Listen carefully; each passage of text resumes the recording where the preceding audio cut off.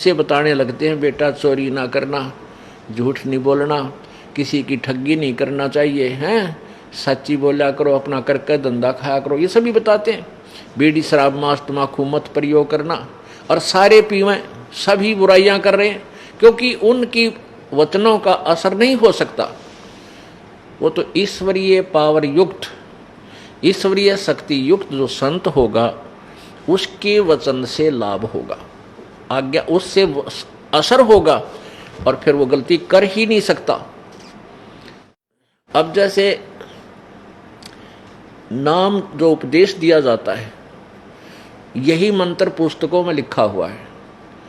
अब हमारी पुस्तकों में तो क्लियर हो गया है, इसने कोई और आम व्यक्ति या हमारा ही कोई उपदेशी आगे आप गुरु बन बैठे और ये नाम देने लग जाए, उससे कोई लाभ नहीं होगा, क्योंकि वो अधिकारी नहीं है। अब जैसे कोई नकली पासपोर्ट बना देता है और उसी तरह सारी लाइन लिख देता है, वर्ड शब्द, और साइन अपने कर देता है, तो वो नकली पासपोर्ट है। ड्राइविंग लाइसेंस कोई बनाता है, जो अधिकारी है, यदि वो उसके साइन हैं वो बनाता है तो वो बिल्कुल चलेगा, और ऐसा ही जो का जो कोई नकली बना दे, अपने साइन कर दे, वो नहीं चलेगा। तो इसलिए ईश्वरी जो अधिकारी है उसी से उपदेश और उसी के द्वारा दिया गया उपदेश काम करेगा, अन्यथा नहीं कर सकता। एक समय एक राजा की पत्नी बहुत धार्मिक थी, और वो साथ में ही जब आश्रम था शहर से थोड़ी सी दूरी पर, वहाँ गुरुदेव के सत्संग सुनने जाया करती थी। अब राजा भी अच्छी आत्मा का था, उसने अपनी पत्नी को मना नहीं किया, लेकिन स्वयं उसका सहयोग नहीं दिया उपदेश आदि लेने में। अब जिस पुण्यात्मा को, जिस भक्तमती को ज्ञान हो गया कि परमात्मा की भक्ति के बिना ये जीव, भले ही आज चाहे राजा है चाहे सेठ है, वो पिछले पुण्य कर्मों से है, और वर्तमान में भविष्य की कमाई साधना ठीक नहीं की, तो अगले जन्म में सत्संग वचनों से पता चल जाता है कि नेक्स्ट जीवन उसका बहुत दुखदायी होगा। क्या बताते हैं सत्संग में, कबीर हरि के नाम बिना ये राजा रसब हुए, मिट्टी लदे कुमार के फिर घास न डाले कोई। ए भगवान, परमात्मा की भक्ति के बिना राजा भी अगले जन्म में गधे की योनि में जाएगा। अब तो उसको सारे ठाठ बाट हैं, सब सुविधाएं उपलब्ध हैं, उस फिर आगे गधा बनने के बाद सारा दिन धंधा कुमार के करेगा, और उसके घर तो आहार भी नहीं मिलेगा, बाहर जंगल में जाकर अपने दांत घिसाई करके वो फिर वहां पेट भरेगा। अब इन बातों का ज्ञान उस पुण्यात्मा रानी को हो गया, क्योंकि संतों के वचन मिथ्या नहीं होते, वो परमात्मा के मार्ग से परिचित होते हैं। संत परमात्मा के विधान से परिचित होते हैं, और सत्संग सुनने के बाद ये अज्ञान अंधेरा हट जाता है। तो रानी को ये विश्वास 100% हो गया कि तेरे पति बहुत अच्छी आत्मा के हैं, मुझे सत्संग में जाने में, दान करने में कभी बाधा नहीं करते। और गुरुदेव भी बार बार कहते हैं, बेटी अपने पति को भी इसी मार्ग पर लगाओ, आपका फर्ज बनता है, आपको ज्ञान हो गया है, आपका जीवन साथी है, आप उसे भी समझाओ, भक्ति मार्ग पर लगा दो। अब रानी भी प्रार्थना करती रही कि गुरुदेव दया करो, वो आपका बच्चा भी आपके चरणों में आ जाओ, अपना कल्याण करवा ले। अब रानी जाकर के राजा को जब भी सत्संग सुनकर जाती, हफ्ते 10 दिन में 15 दिन में आती, तो जाते ही उसको भी उमंग सी उठती कि अपने पति ने कह दूं ये दुख पावेगा। आज तो ये राज में फूला फिरा है, कल ये राज नहीं रहेगा, शरीर भी नहीं रहेगा, फिर दुर्गति होगी इसकी।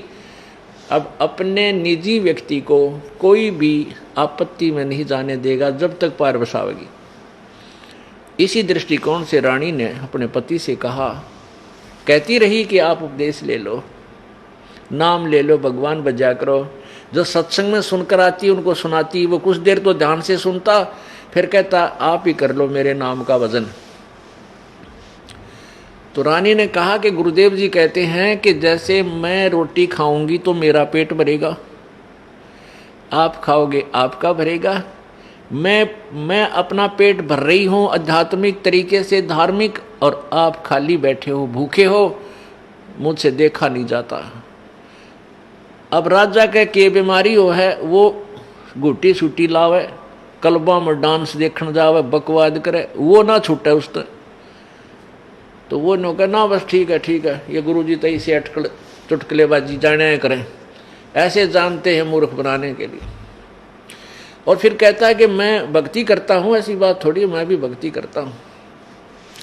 तो रानी को ज्ञान था, वो समझाती थी गुरु बिन माला फेरते, गुरु बिन देव दान, और गुरु बिन दोनों निष्फल हैं, ते पूछो वेद पुराण।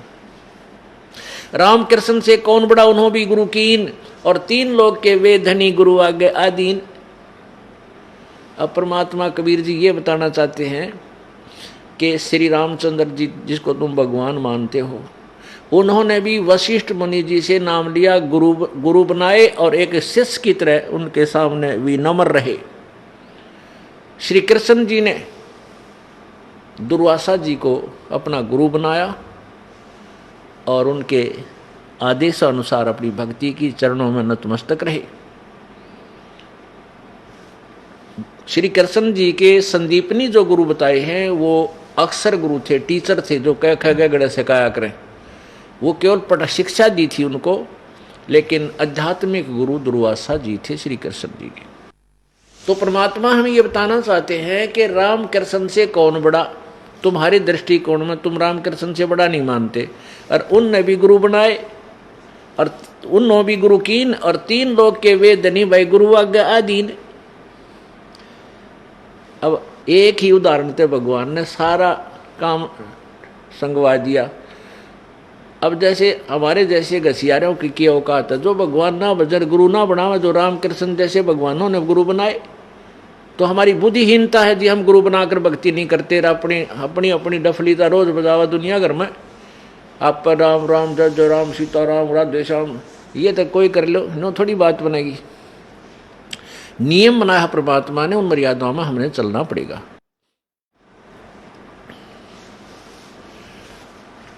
तो राजा ने सोचा, रानी तय कसूती पढ़ा दी इसके गुरु ने, हरिया पीछा छोड़े नहीं, रोज कान खाती आकर के। अब राजा ने सोचा कि एक दिन इसके गुरु ने लताड़ा हूं वहां जाके, इसके सामने ही उसकी पोल खोल दूं, उससे पूछूंगा गुरु से क्या भक्ति गुरु के बिना नहीं होती, क्यों बहकाते हो दुनिया को, ऐसे है वैसे है। और बहुत से प्रश्न पूछूंगा इस रानी के सामने, उसको फिटे मुंह कर दूंगा। तो राजा ने कहा कि अब की बार तेरा सत्संग हो तब मुझे बताना, मैं चलूंगा। रानी बड़ी खुश हुई, फूली नहीं समाई। अब आगे जो सत्संग था वो दिन बता दिया राजा को। राजा बोला ठीक है मैं अवश्य चलूंगा। राजा चला गया, रानी और बहुत से कुछ उसके अंगरक्षक साथ चले गए। वो पहले चले गए सत्संग से पूर्व और प्रार्थना की, गुरुदेव मेरे पति आए हैं। रानी ने कहा, और आज बड़ी दया हुई है, वो आपके दर्शन करना चाहते हैं। अब महाराज जी ने कहा ठीक है बेटी बुला लो। वो कह रहे हैं जी ज़्यादा समय नहीं है, फिर जाना है, आपके दर्शन करना चाहते हैं, और कुछ एक दो उनकी शंका है वो समाधान कराना चाहते हैं। अब गुरु जी ने कहा बुला ले बेटी। राजा भी बैठ गया, रानी बैठ गई, 5-4 भक्त बैठ गए। अब महाराज जी ने, गुरुदेव ने, संत जी ने कहा आओ राजन, बड़ा सौभाग्य है आपका कि आज आप भगवान के दरबार परमात्मा के लिए चल कर आए हो। भक्ति किया करो, भक्ति करो भगवान की। अब राजा के तो वह घिसी पिटी बातें थी, कहते भक्ति में करता हूँ और खूब करता हूँ अपने घर पे। कहने लगे महाराज जी तुम संत जी, आप इस जनता को, इन भोली आत्माओं को मूर्ख मत बनाया करो। गुरु के बिना क्या भक्ति नहीं हो सकती? क्या गुरु के से नाम लेना आवश्यक है? वही नाम हम भी तो वैसे जाप कर सकते हैं, उससे क्या लाभ होगा? आप भ्रमित कर रहे हो। अब वो संत जी जान गए, इसे सरफरे रोज मिलते एक दो आकर के संतों को, तो उनको टालने का तरीका सोचा। राजा है, जब मैंने कोई प्रश्नोत्तरी कर दी तो यू बनमाना और ज्यादा नाराज हो जा भाई। राजा में अभिमान मालगाड़ी जितना होता है, मालगाड़ी में ना चला है, और वो अपनी बात का विरोध स्वीकार नहीं कर सकता, उसके इतने माड़े कर्म होते हैं। इसलिए संत को पता होता है कि राजा की बात का उत्तर अन्य तरीके से ही दिया जाना चाहिए। अब संत जी ने कहा, जी आप तो बहुत बड़े विद्वान हो, आप तो बहुत अच्छी बातें करते हो, अब आपके प्रश्नों का उत्तर देने का मेरे पास इसमें समय नहीं, क्योंकि सत्संग का समय हो गया है, और कभी मैं आपके घर आ जाऊंगा, मुझे समय बता दो, वहाँ बैठकर बातचीत कर लेंगे। अब राजा ने सोचा बढ़िया बात होगी, वहाँ मैं और रानी रियू तीन होंगे और इसकी खूब छक्के छुड़ा दूंगा वहाँ पर, या रानी मेरा सिर खाना बंद कर देगी। राजा फूला नहीं समाया, कभी संत जी ने तो मुझे बड़ा विद्वान कह दिया, अब मान बड़ाई की भूख हमारे अंदर पूरी रहती है। राजा आ गया और रानी बोली मैं तो आऊंगी सत्संग सुन के। जैसा भी कुछ दिनों के बाद जो निर्धारित समय था, उस दिन वो संत ने आना था। राजा को पता था कि संत आएंगे, राजा भी तैयार था, रानी भी अपने गुरुदेव के आने की खुशी में फूली नहीं समावत थी। बढ़िया भोजन बना रखा, अच्छे बढ़िया बस्तर ला रखे, आसन लगा रखा। तो राजा ने सैनिकों से बोल दिया कि रानी के गुरुदेव का आने देना, रोकना नहीं। उनके साथ एक दो भगत भी था। तो गुरुजी महाराज जी आए और सैनिकों ने प्रणाम किया और आगे चलने को प्रार्थना की। अब सामने सैनिक खड़े राजा के पास, 20-30 कुछ महामंत्री बैठे खड़े वहां आसनों पर, और ऊंचे आसन पर राजा बैठा, आसपास अंगरक्षक खड़े। अब जो ही संत जी वहां पहुंचे, वहां राजा के सामने खड़े सैनिकों से कहा कि सैनिकों, इस राजा को गिरफ्तार करो। अब वो सैनिक उसके मुंह की तरफ देखें, यो महात्मा जी मेंटल है क्या? उस संत ने फिर कहा कि सैनिकों, सुना नहीं, इस राजा को अरेस्ट करो। अब वो ये इंतजार करें कि राजा क्या कहता है। अब राजा ने सोचा भाई यो तो बड़ा निकम्मा आदमी, बकवादी, मेरे घर पर आकर मन ने अरेस्ट करावा, बता, ये तो बहुत निकम्मी आत्मा है, इसका सिर घूम गया है रानी का गुरु बन करके, आज ये बकवाद करने आया। उसने राजा ने कहा सैनिकों, इसको अरेस्ट करो। अब राजा ने एक शब्द बोला था, सैनिकों इसे अरेस्ट करो। वो जब्बा पकड़ी बा दो ने और पकड़ दिया, ला दिए थकड़ी पाछले का ना हाथ करके। अब वो संत जी कहने लगे कि राजन, गराया अतिथि की बेइज्जती नहीं करते। राजा बोला तू अतिथि है, मेरे राज को जो है तू छीनना चाहता है कि नहीं, राज का तो मैं ठोकर मारूं, मुझे राज की आवश्यकता नहीं, पर तेरे प्रश्न का उत्तर देने आया हूं आज। कौन से प्रश्न का?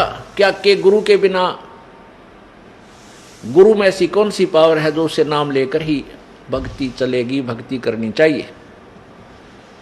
अब राजा बोला ये क्या उत्तर दे रहा, तू तो बकवाद कर। नहीं, बकवाद नहीं करता, मेरे हाथ खुलवा, तेरे प्रश्न के उत्तर दूंगा। उसने कहा छोड़ दो भाई, छोड़ दिया, खोल दिया हथकड़ी। राजा के कहते ही उस संत को छोड़ दिया सैनिकों ने। तब संत ने कहा महाराज जी देखो, आपकी वचन में शक्ति है।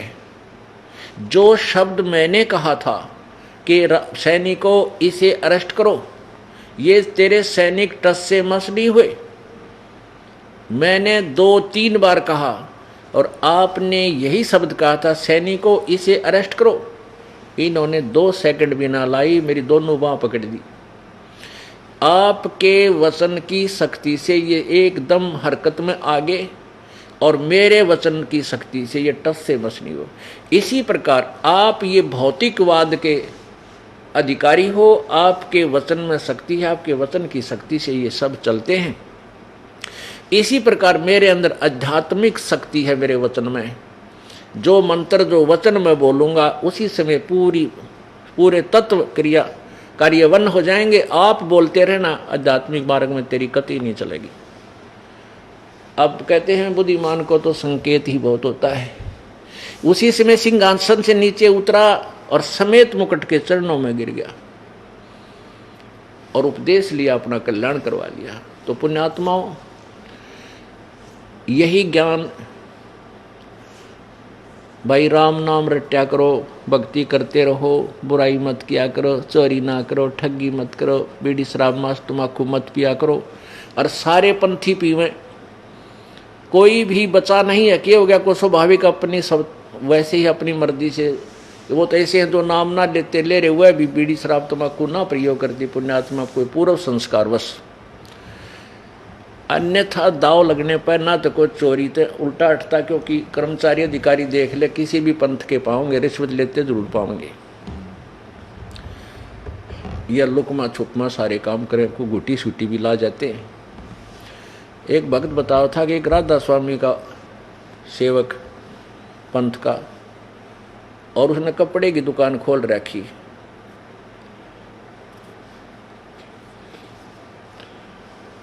तो दूसरे उसके साथी ने हमारे से उपदेश ले लिया, वो ज्ञान से परिचित हुआ।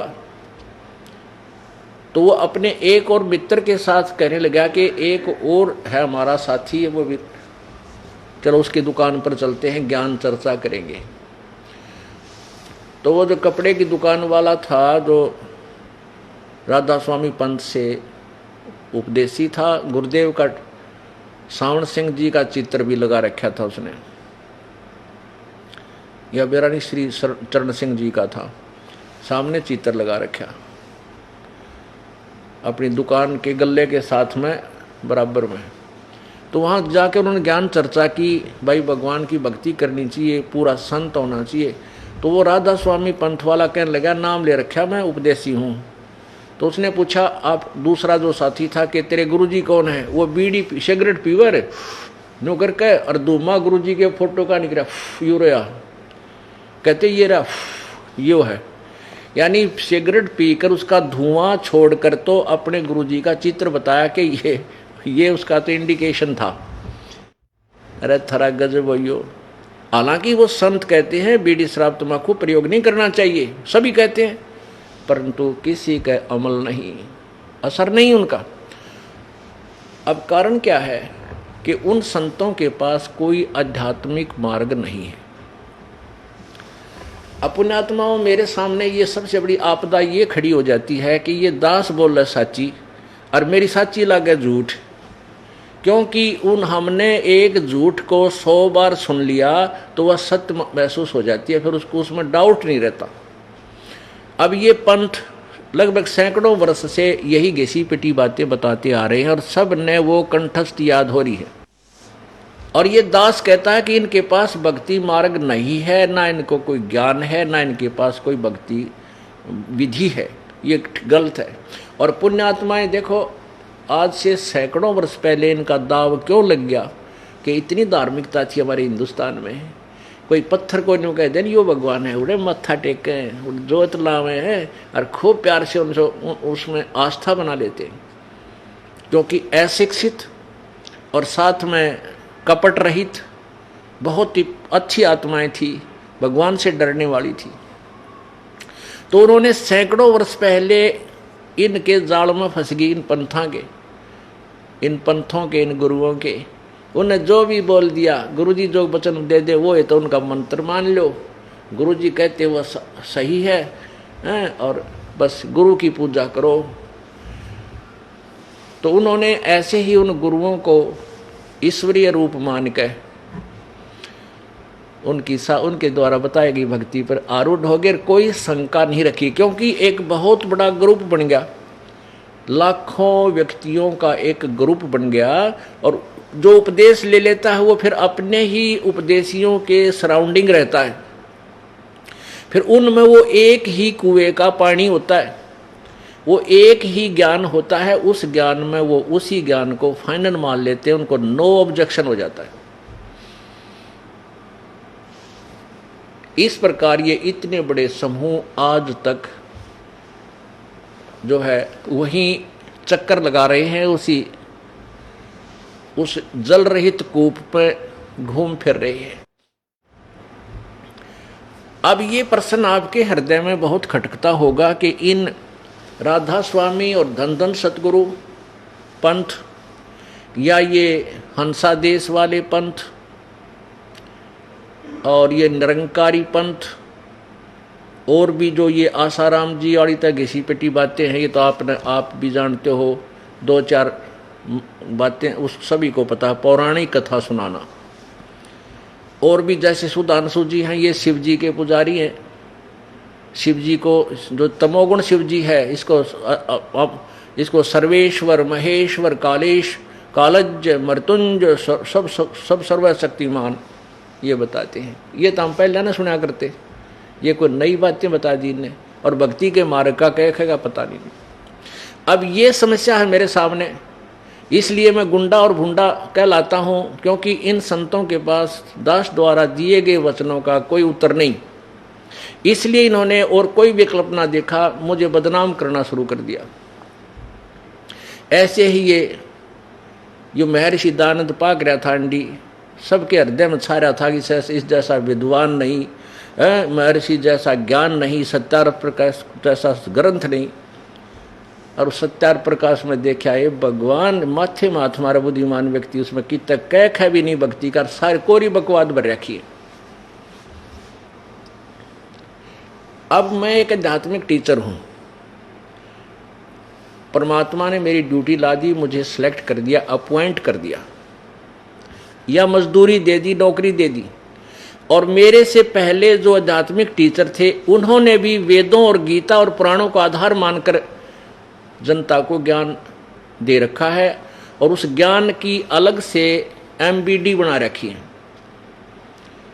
देखो, एक तो सिलेबस होता है, एक अन्य जो गाइड बनाते हैं, गाइड। तो गाइड सिलेबस तो गवर्नमेंट की तरफ से सिलेक्टेड होता है, और गाइड जो है व्यक्ति विशेष का अपना अनुभव है, जैसा उसने एक सिलेबस को समझा उसका अनुवाद उसमें किया, सॉल्यूशन किया। तो जितने भी इन संतों ऋषियों और गुरुओं के अपने अनुभव की जो पुस्तकें हैं, वो तो है गाइड। और जो अपने पवित्र सदग्रंथ हैं, जैसे पवित्र गीता जी, पवित्र चारों वेद, पवित्र पुराण, पवित्र कुरान, पवित्र बाइबल आदि आदि जितने ग्रंथ हैं, सदग्रंथ, ये हमारा सिलेबस है। इस सिलेबस के आधार से उन्होंने अपने अनुभव और के आधार पर जो पुस्तकें लिख कर समाज में बांट दी, तो भोले समाज ने अपने गुरुदेव द्वारा लिखी गई उस पुस्तक पर ही विश्वास कर लिया कि इन्हें सिलेबस को सही जानकर हमें ये सही ज्ञान दिया है, हम फिर इसी को पढ़ लें, हमने वेदों और गीता के देखने की आवश्यकता नहीं, पुराणों को हमें आवश्यकता नहीं। तो इस दास ने जब देखा कि इनके द्वारा बनाएगी वो गाइड अनुभव की पुस्तकें सिलेबस से बिल्कुल विपरीत है, तो मेरा परम कर्तव्य बन जाता है कि सब विद्यार्थियों को बताऊं कि जो अनुभव की पुस्तकें गाइड तुम पढ़ रहे हो ये व्यर्थ हैं, इसमें सही अनुवाद नहीं है। और मेरे द्वारा जो मुझ दास द्वारा अनुवाद किया गया है, इनको समझा है, उसको ऐसा है, ये देखो। तो उन में इस प्रकार जो विरोध कौन लोग करते हैं, विद्यार्थियों को नहीं होता। विद्यार्थी तो अपने उन गुरुओं के पास जाकर प्रश्न उत्तरी करते हैं कि आप तो कह रहे थे ये अनुवाद ऐसा है, अब जो टीचर है वो बता रहा है कि ये अनुवाद ठीक नहीं है, क्या गुरुदेव ये सत्य है? अब गुरुदेव सत्य क्यों मानना है? क्योंकि उसकी बेइज्जती हो है, उसका अभिमान हो, मान गिरे, तो वो गुरुजी क्या कहता है कि वो बदमाश है, वो मूर्ख है, उसको क्या पता है, हमने जो अनुवाद किया ये सही है और शास्त्र अनुसार सिलेबस के अनुसार है। तो उन गुरुओं को जैसे ये दास सन 2, वैसे तो अंडरग्राउंड तो सन 1994 से चल रहा था इनके जड़ निकालन में, इनका जो भेद था 1994 से ही दास बता रहा था, ये साधना ठीक नहीं बता रही। लेकिन सन 1999 में क्रोथा के अंदर आश्रम बनाया भक्तों ने। इस दास ने वहाँ परमात्मा का प्रचार शुरू किया। 2003 में, सन 2003 में ये ज्ञान एक इंटरनेशनल चैनल, आस्था चैनल है, उस पर फरवरी में प्रारंभ हुआ। ये 6-7 महीने चला। उसके दौरान इनके शिष्यों ने जब वो साधना चैनल पर देखा, इनकी पोल खुल गई सारे संतों और पंथों की, इन्होंने हाहुल्ला मचा के और वो हमारा प्रोग्राम बंद करवा दिया। और लोगों में कहने लगे वो झूठा है, कपटी है, पाखंडी है, गुंडा है, ऐसे गुंडागर्दी करता है, आश्रम में ऐसा होता है। उनका उद्देश्य ये था कि इस रामपाल को इतना बदनाम कर दें कि लोग इसके नाम से भी नफरत करें और कोई भी शिष्य वहाँ व्यक्ति ना जावे, कहीं तुम्हारे इस अज्ञान की पोल जनता तक ना खुल जावे। उस उद्देश्य से लेकर के इन्होंने इस दास का विरोध शुरू किया। अब वो मुझे बदनाम करने में तो सफल हो गए, लेकिन सत्य को मिटा नहीं सकते। अब जैसे कंचन सोने के ऊपर गोबर डाल दे, टट्टी गेर दे और कह दे तो बहुत बुंडा है, निकम्मा है, एक ये किसी काम का नहीं है। लेकिन जिसको सोने की पहचान है, उसको पता है उस कीचड़, उस टट्टी के डाल देने से, बिस्टा डाल देने से सोने की वैल्यू कम नहीं हो सकती। जय कंचन बिस्टा पड़े घटे नेता का मोल। अब जिसको सोने का पता है ना, टट्टी कहते उस पर जहर घेर रखा, जब ठाकर धो मांझ कर पछली जेब में देख डालकर डांग ठोक देगा, देखे भी को ना कि देखो छीन ले। तो ऐसे ही इस दास से जो परिचित हो चुकी है पुण्यात्मा, एक भी टस से मस नहीं हुई इतनी बकवाद सुनकर। नहीं तो घर के भी मुंह फेर ले, घर वाले भी मुंह फेर ले, इतनी बूढ़ी बकवाद। और समाचार पत्रों में, मीडिया में, हे भगवान, हे परमात्मा, आखिर आ गई इस कलयुग की। कोई भी सच्ची कहीं इंसान इस पृथ्वी पर, केवल मेरे भक्तों के अतिरिक्त जिन्होंने जो मुझे पहचान चुके हैं। इसलिए यही कारण है कि जो मीडिया को ज्ञान हम एक नंबर का अच्छी आत्मा मानता था ये दास, न्यों कहा करते भाई ये बात के समाचार पत्रों में आ गई है तो सही पावेगी, सच्ची होगी। अब हमें पता लग गया है कि समाचार पत्र सच्ची लिखना जानते ही नहीं। हाँ, उनकी लिख सकते हैं जिनका दबाव है इनके ऊपर, राजनेताओं की या पैसे के पुजारी हैं ये लोग, जहां इनके अच्छे पेपर बिकते सके बिक जाए, उनका कुछ भी लिख सकते हैं। तो पुण्यात्माओं, ये भगवान से बड़े नहीं है, ना राजा है ना कोई अन्य व्यक्ति है जो वैसे काज कितना ही अपना मुंह फुलाए फिरा रहे। समय आने पर देखना इनकी क्या दुर्गति होगी। आने वाला वो समय दूर नहीं है। ऐसा जुल्म फैल गया जनता में, भाई ने भाई देख कर राजी नहीं, प्राण भाई का प्यार नहानी, पैसा पैसा नजर आता है, या बकवादें आती हैं, डीजे, शराब पीना, सरेआम बहन बेटियों के साथ बदतमीजियां होनी। ये समाज बना दिया इन नकली संतों ने। अब इसको सुधारना है, इस तत्व ज्ञान से सुधरेगा, 100% सुधरेगा, क्योंकि सब दुखी हो चुके हैं। अब एक से एक बढ़िया टेलीविजन बना लिए, दिन रात गाने, फैक्स ये क्या बोलना है, FM के, और टेलीविजन, इसमें मोबाइल छोटा सा, इसमें पूरी फिल्म 3-3, 4-4, 10-10 घंटे की बकवाद भर के, और सब देख देख कर छक लिए। क्योंकि ये आत्मा की खुराक नहीं और मन की सेटिस्फेक्शन हो ही नहीं सकती, चाहे कितना कि मैं बना ले। आप एक गाना बढ़िया सा चलता है कोई फिल्म में, एक बार तो सब के मुंह पर वही होता है, और हफ्ते पीछे वो कहीं चले तो भी अच्छा ना लगता। तो इस प्रकार एक समय ऐसा आएगा, इन बकवाद सब छक लेंगे, और किसी का कैंसर, किसी का ब्रेन ट्यूमर, किसी के फेफड़े गल गए, किसी का अधर्म मारेगा, किसी को मेंटल हो जाएगा, टेंशन। तो ये सारे की ब्रह्मटी होगी।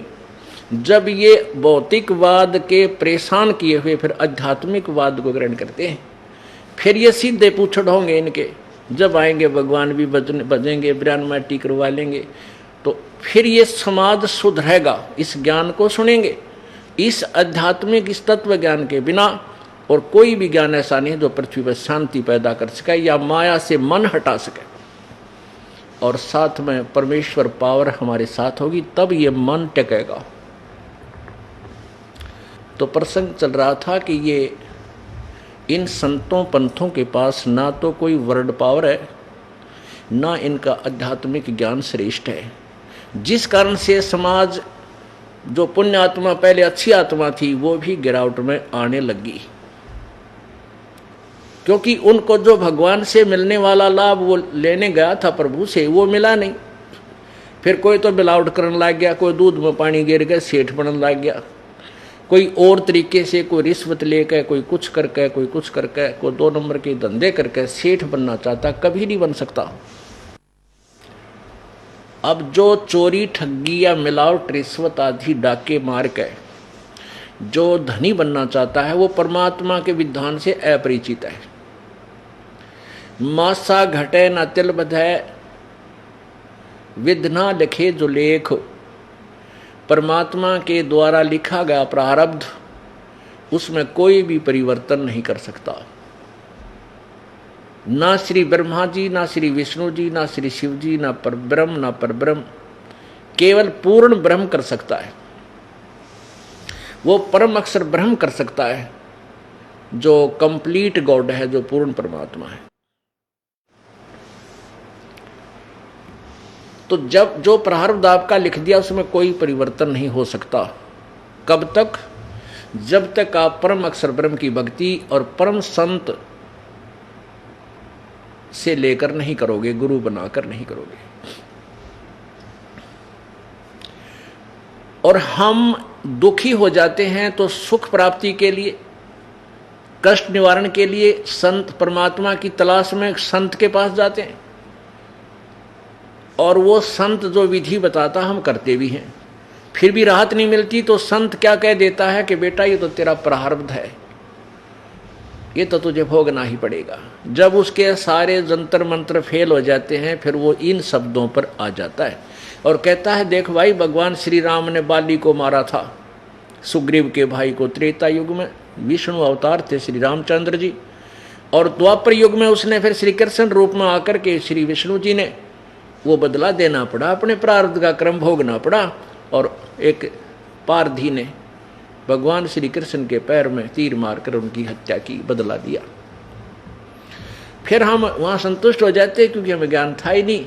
भाई बात तो गुरु जी सही कह रहे हैं, जब श्री कृष्ण और विष्णु जी ने बदला देना पड़ा, कर्म भोगना पड़ा, किया हुआ, तो हमें भी भोगना ही पड़ेगा। अब पुण्य आत्माओं, फिर भगवान की आवश्यकता क्या रहेगी? जब हमें जिसे हमारे कर्म में फूटे फाटे उनमें दुख ठाना है तो भगवान की क्या आवश्यकता रहेगी?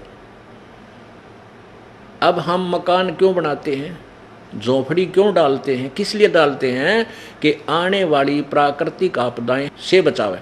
अब जब तक वो झोपड़ी हमारे पास नहीं है तो ओले पड़ेंगे, वो भी सिर में लागे, बूंद वर्षा आएगी वो भी सारे कपड़े बेदेर साफ सब कुछ कंडम कर दे, आंधी आ गई सो सब उठा पुटा के इधर फेंक फेंक कचाती रहे, सर्दी व सतावे गर्मी भी सतावे, यानी सब कुछ ऊपर ही गिर रहा है। तो वो बचाव के लिए वो हमने जो साधन बनाया है वो उनसे बचाता है। तो ऐसे ही परमात्मा की ओट, पूर्ण ब्रह्म की जो ओट है, वो जो हमारी मदद करता है, वो कर्म के जो प्रारब्ध के जो आपदाएं हैं उनसे ऐसे बचाता है जैसे मकान झोपड़ी बचाती है। और जिनके पास जो स्वयं ही बांग पिए पड़े हैं और दूसरा ने भी एक घुट्टी दे दे, ले तो गए हो सकता नहीं, अब नशा है तब तो कहीं पड़ा रहे, लेकिन उतने पे अच्छा तो फिर सारा पता लगेगा, सब कुछ नुकसान भी हो चुका होगा। तो ऐसे ही हम अज्ञान रूपी भांग के नशे में अज्ञानी संतों के पास जाकर उनसे वही भांग लेकर पी लेते हैं, वही अज्ञान में हम अटके रहते हैं। लेकिन फिर भी मन नहीं टिकता, साहूकार बनना चाहता है, वो चोरी शुरू करता है। एक भक्त किसान था, वो परमात्मा की भक्ति करता था, परमेश्वर कबीर देव का शिष्य था। उधर से एक चोर चोरी करता हुआ जा रहा था, चोरी करने के लिए निकला घर से, गर्मियों के दिन थे। उस किसान का एक बैल था, एक बैल था उसके पास, और दूसरे साथी के साथ मिलकर के दो बैल, एक उसका, एक इतनी गरीबी थी उस पहले, एक किसी का बैल होता है किसी का, दोनों फिर अपना नंबर वाइज अपना कार्य किया करते थे। तो उसके एक बैल था उस भगत के घर पे, उस चोर ने वो चुरा लिया और ले गया अपने ठाट से। उसने जाते ही 100 रुपये का बैल था तो उसने 20 में बेचा। उस कितने बिक जाओ, चोरी का कौन सा था, उसके खर्च लग रहे थे, पैसा लगा था। और फिर कुछ दिन मस्ती मारी, पैसे खूब ठाठ किए। अब वो चोरी का पैसा तो खर्च हो ही गया, बर्बाद हुआ, खत्म हुआ। उसने सोचा कि फिर चोरी करने निकलता हूं। 1 वर्ष बाद घूमता घामता कहीं दाव लगा नहीं। उसने सोचा वो पहले जिसका मैं चोरी करके लाया था वहां के लोग बहुत अच्छे हैं, वो कोई पुलिस कंप्लेंट भी ना कराई उन्होंने, तय उधर ही चलता हूं। तो वहां जाकर देखा उसने, पहले तो उसने ये देखा कि जिसका मैं बैल चुरा के ले गया था वो तो और घना दुखी हो रहा होगा। उसने क्या देखा कि वहां पर उसके 2 बैल बंधे थे उसके घर पर, और बहुत अच्छे तगड़े बैल थे, पहले वाले से भी अच्छे। अब उस चोर ने सोचा कि यो आदमी बढ़िया है, यो कितना कंप्लेंट भी ना करता है, वो दोनों चुरा ले गया, उसके दोनों बैल चुरा ले गया और उसने बेच ब्याज कर मस्ती मारी। अब 2 वर्ष के बाद फिर ऐसे चोरी करता हुआ चला। सोचा देख का हूँ डबीराम का क्या हाल हो गया जिसके दोनों चुरा लिया था मैं। वो गया तो वैसे देखने था, पता था वो तो कंडम हो चुका होगा बेचारा, गरीब आदमी कहाँ से लाया होगा बैल, किधर भूखा मरता होगा, मजदूरी करने लग गया होगा। उसने क्या देखा कि उस व्यक्ति का बहुत अच्छा मकान बना हुआ और 4 बैल बंधे हुए उसके, 4। उसने एक अपना नौकर रखा हुआ था, 2 बैलों से स्वयं हल जोतता था, एक नौकर से, 2 बैल से नौकर चलाता था। अब उस चोर ने सोचा रे तेरा गजब हो, मैंने इसके 3 बैल बेच दिए, चुरा लिए, और मेरा नाश होया पड़ा। मेरे पास आज एक नया पैसा भी को नहीं है, पहले से भी वीक यानी घना निर्धन हो गया, और इसका 4 बैल बंध गए। अब उसके हाथ पैर फूल गए, भाई सा के जंतर मंत्र जाना है, यो इसके पास इसी के विद्या है कि इसके मेरा तो नाश हो गया, 3 बैल चुरा ले गया और इसके पास ये ठाठ है। अब वो चोर, वो वहीं गर्मियों के दिन थे, वो किसान भी वहीं बैलों के आसपास आंगन में सो रहा था। उस चोर ने जाकर वो किसान उठाया कि उठिए भाई।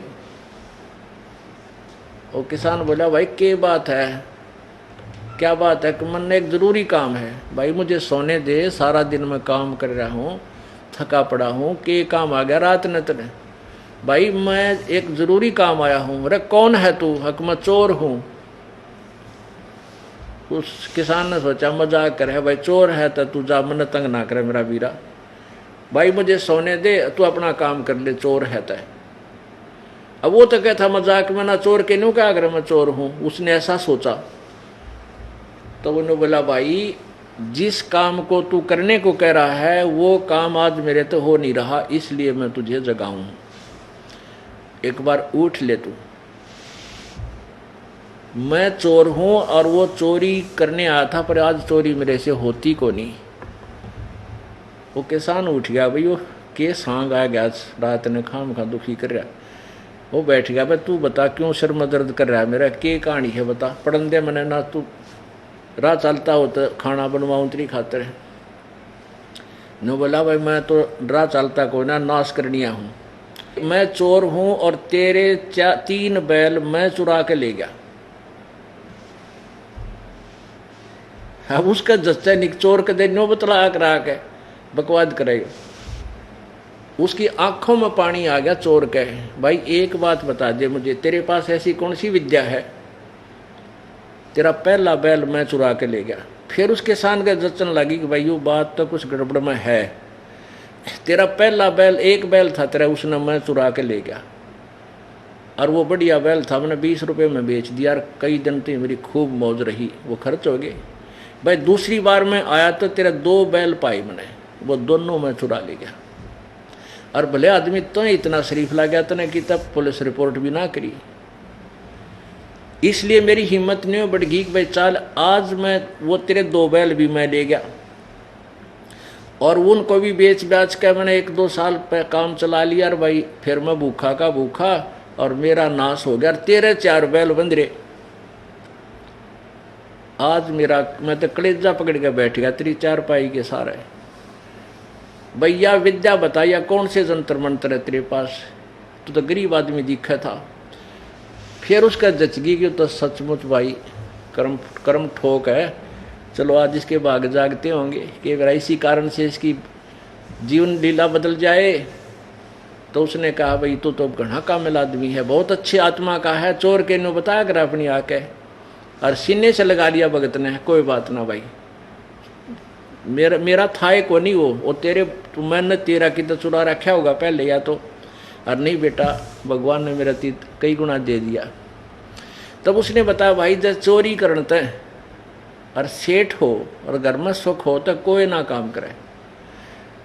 देखो मैं एक गुरुदेव का शिष्य हूँ, हमारे गुरुदेव ने यह पढ़ाई है हमारे तय कि बस भूखा रहना बेटा, चोरी मत करना।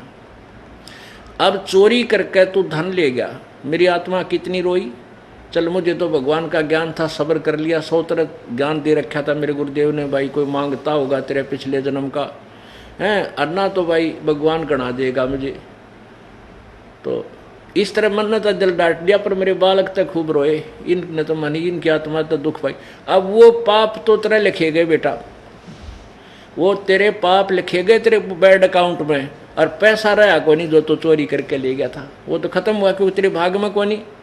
कि तक वो बालक बीमार हो गया होगा या कि तो शराब भी ने पी कर बर्बाद किए होंगे तूने।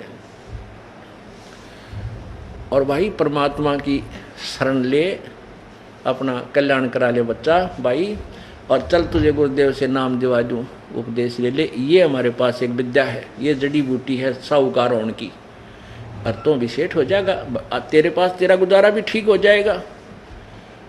तो उसका यह बात समझ में आएगी, उस चोर के गुरुदेव के पास ले गया और उसके चरणों में पड़ गया कि महाराज जी मैं घना निकम्मी आत्मा था, मैंने बहुत जुल्म किए, आपके भगत का एक बैल था, गरीब आदमी में इसका एक का बैल चोर ले गया, आपकी कृपा से इसका 2 बंदे पाए, वो दो भी मैं चुरा ले गया, इतना नीच था, नहीं बिना सोची एक का आदमी को इतनी चोट नहीं मारनी चाहिए, मैं इतना निर्दयी था।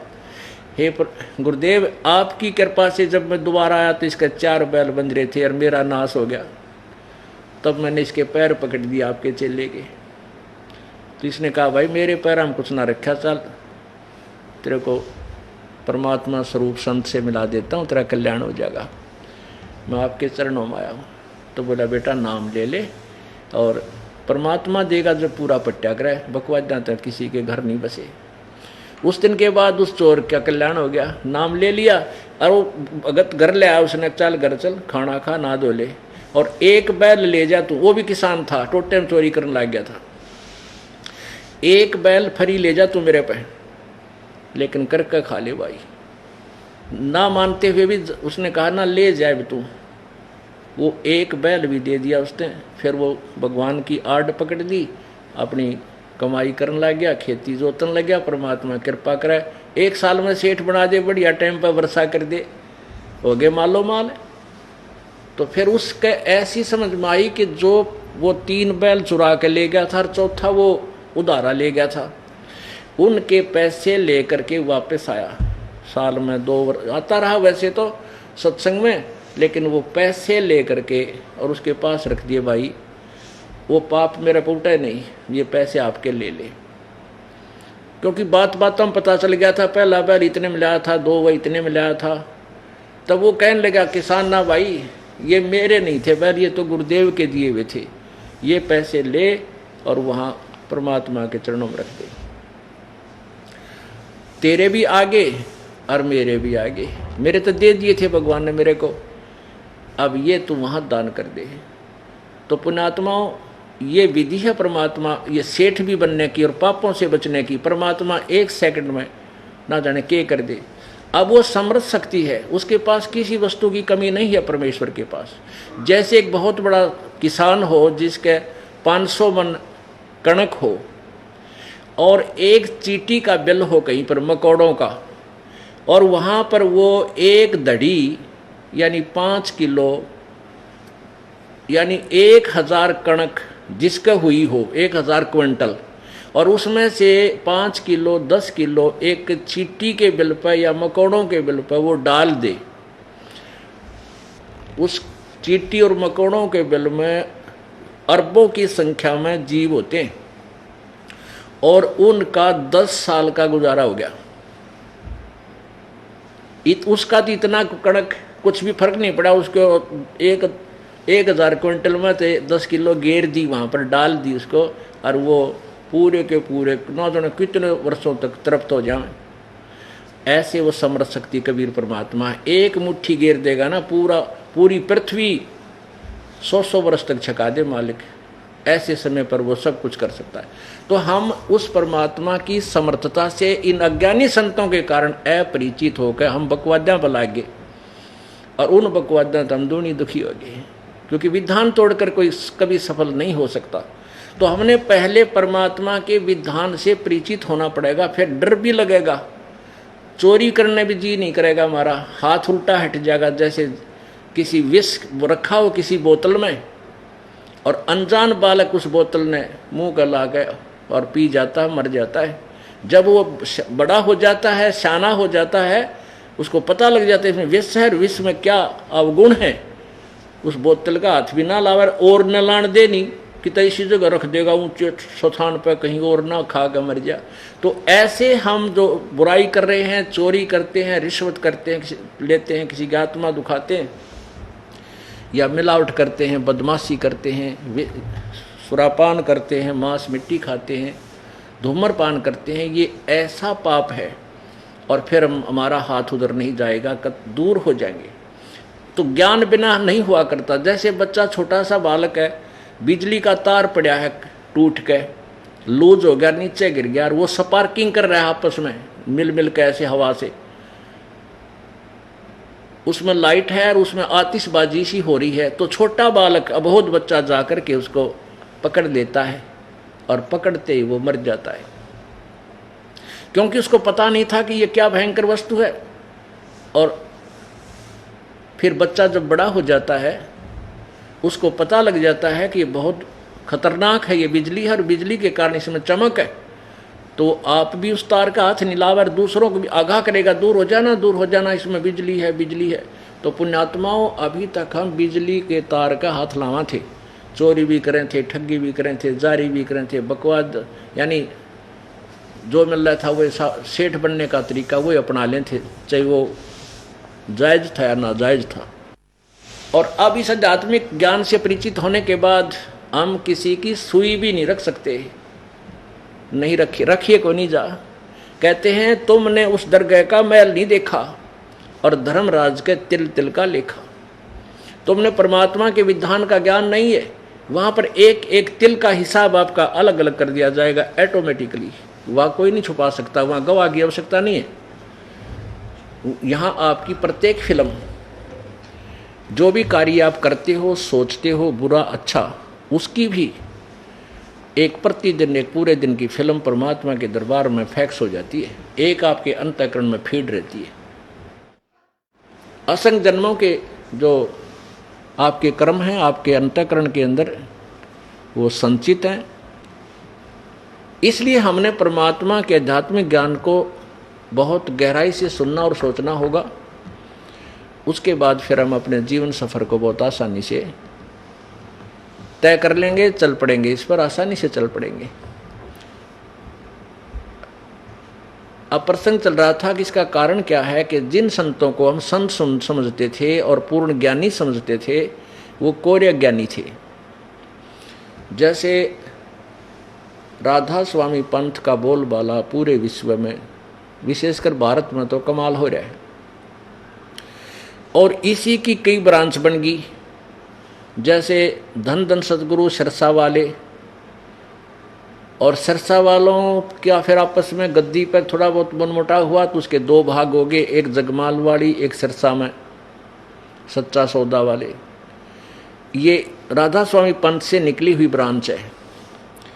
एक बलोचिस्तानी सामस्ताना,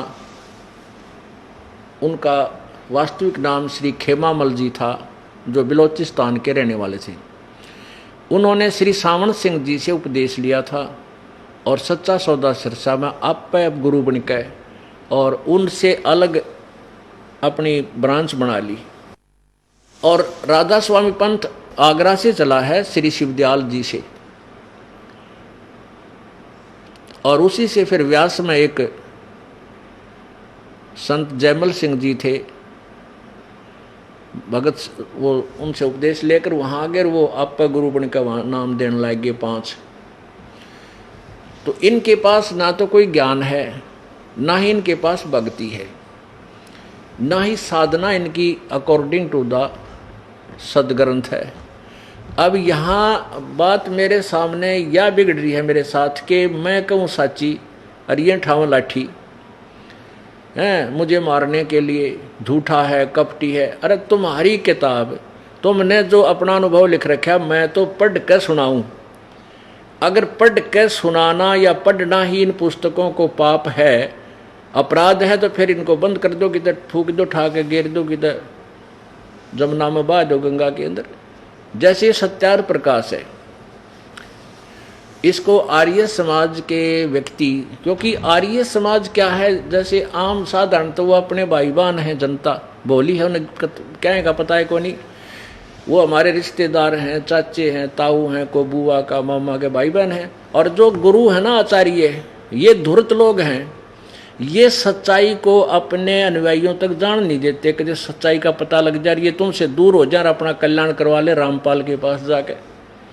वो शत्रु हैं इनके। अब प्रत्यक्ष पढ़ कर सुनाता हूं सत्यार प्रकाश को, मैं अपनी तरफ से कोई शब्द नहीं मिलाता।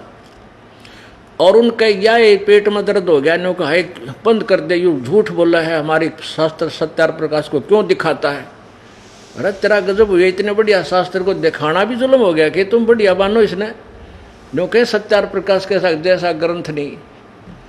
और मैं तो केवल पढ़ कर सुनाऊं भाई, इसमें ये लिख रखा है, देखो 24 वर्ष की लड़की और 48 वर्ष के व्यक्ति का ब्याह करना चाहिए, उत्तम समय है। बता मन ने के मिला दिया इसमें, रामपाल क्या मैं बूंडा और निंदक हो गया। ऐसे ये राधा स्वामी पंथ वाले। अब क्या हो गया कि जनता भोली भाड़ी है, वह इतने सच्चे मान चुकी है झूठे गुरुओं और ऋषियों को कि रामपाल के जाना है, इसके इनका पाछे लाखों लोग लाग रहे। ये बौड़े थोड़े हैं, मूर्ख थोड़े, ना मूर्ख है ना पागल हैं, बौले नहीं है, लेकिन वे आध्यात्मिक ज्ञानहीन हैं, आध्यात्मिक ज्ञान से अपरिचित हैं। इसलिए वो उन चतुर संतों के पीछे लगकर अपना जीवन खो रहे हैं। और मैं एक टीचर हूँ, और इस टीचर का फर्ज बनता है कि पहले जिस अध्यापक ने कोई इक्वेशन, कोई सॉल्यूशन, कोई सवाल गलत कर रखा है हल, तो मेरा फर्ज बनता है उसको ठीक करूं। और ये मैंने ठीक कर दिया, गलत लागत मिला लो सबसे, और दिखा लो किसी और अच्छे आदमी को, अगर गलत किया तो इसको सेट कर लो। नहीं, वो तो फिर वो दो प्रकार के व्यक्ति विरोध करते हैं। एक तो जो उन गाइडों को बेचकर रोजी रोटी चला रहे, उन संतों पंथों के अनुभव की पुस्तकों को बेचकर जो अपनी दुकान चला रहे हैं, एक तो वो विरोध करते हैं मेरा। और दूसरे वो जिनकी पोल खुल है, वो आचार्य बनकर उसी ज्ञान से आगे प्रवक्ता बन करके प्रचार करते फिरते हैं नकली ज्ञान का।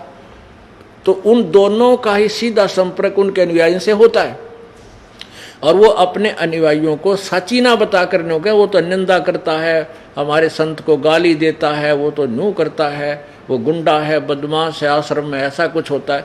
उनका उद्देश्य फिर ये हो जाता है कि जनता के हृदय में रामपाल के प्रति नफरत पैदा कर दें, या तो उनके वचन सुने नहीं हैं और उसके कोई कहे तो भी ना जाओ वहाँ पर, ताकि तुम्हारी या दाल गली रहे। लेकिन वह बात से कब तक गलेगी। एक बार एक पंडित जी काशी पढ़काया, किसी राजा को किसी ने बता दिया जी आप थोड़ा ब्राह्मणों को बुलाकर उनसे कोई पाठ फूट करवा लो। तो उसने एक ब्राह्मण को बुला लिया, वजीर से कहा मंत्री ने ढूंढा भी कोई अच्छा विद्वान हो, तो पता चला कि अभी अभी काशी विद्यापीठ पढ़कर आए हैं, बड़े अच्छे विद्वान हैं। तो उसको बुला लिया और प्रतिदिन 1 रुपया रोज दान का दे, और वो पाठ करने लग गया ब्राह्मण, जो काशी विद्यापीठ तो पढ़ का था। अब वो 1 रुपया तो बहुत कीमत रखता था उस समय, आज के 1000 रुपये बराबर था। तो वो क्या करता, आते ही फिर घर में सामान लाओ 1 रुपये का। तो 2-3 दिन पाठ करते न हो गए तो उसकी पत्नी कभी कैसे कपड़े पहन कर जा कुएं पर पानी भरने जावा, जब कभी कैसे जूते पहन कर जावा। तो दूसरे ब्राह्मणों की पत्नी कहने लगी कि बहन तुम्हारे ऐसा क्या हाथ लग गया भाई, रोज नए नए कपड़े बनवावे। वो कहने लगी मेरा पति ना राजा का पाठ करने जाता है, रोज 1 रुपया मिलता है। तो उन दूसरी जो ब्राह्मण जो बहनें थी, उन्होंने अपने पतियां के कान आठे कि वो ऐसा है, रोजाना राजा के पाठ करने जाता है और 1 रुपया राजा दान करता है, तू घर बैठा रहे है, तो आप क्यों ना जाते पाठ करने। अब वो न्यू कहे कि मैं घना पढ़ा लिखा को नहीं, तो बेइज्जती हुए। वो कई बार कहने से वो भी चल पड़ा के लिए ठा गया पोथी काख में। मंत्री से मिला जी मैं भी पाठ करूंगा, आजा भाई कर ले। मैं तो ढूंढता फिरूँ हूँ, राजा ने तो 10-12 ब्राह्मण बुला रखे हैं, मेरे तो एक का ठहया अभी तक। वो भी बिठा दिया, ले तू भी पाठ कर ले। अब वो शिक्षित बोला वेदों के मंत्र, और वो अनपढ़ और के में वांडा। अब संस्कृत भाषा जैसे जो भाषा नहीं जानता, उसको ये क्या करते हैं, जो सही उच्चारण करता है वो तो सही बोलता है, जो उच्चारण नहीं करता